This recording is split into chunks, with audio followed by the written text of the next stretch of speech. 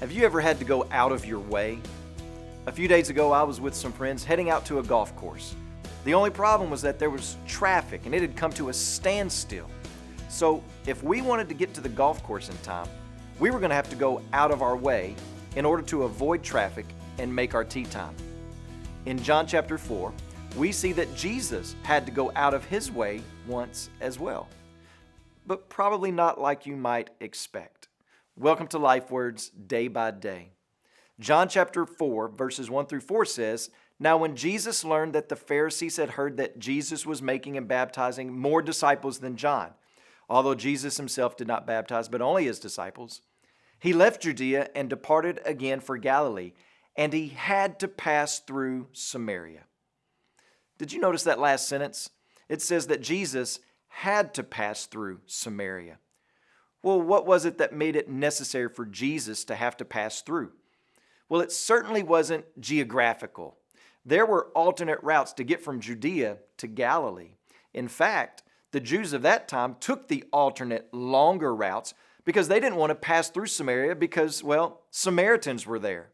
So it wasn't for a geographical reason that Jesus had to pass through Samaria, but there was a theological reason.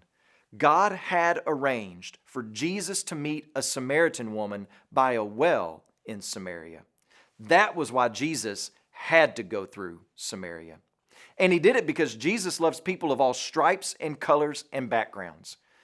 What happens next is one of the most remarkable stories in all of the Bible that puts on display Jesus' dispensing of truth and love. And you can join us next week as we walk through chapter 4, or you can get a head start and read it for yourself today. Just remember this: love compelled Jesus to go through Samaria.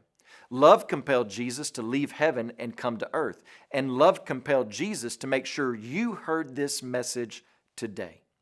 We know Jesus loves people like you and like me, people from every stripe, color, and background, because he died to rescue people from every stripe, color, and background. And his death atones for all people who turn from their sin and receive him as their Lord. If you want to know more about what Jesus has done, you can go to lifeword.org and click on the banner, "Who is Jesus to Me?" As you pray today, please remember Doug and Diane Lee, our missionaries in the Philippines. And also remember the Fanta Lifeword broadcast heard throughout Ghana.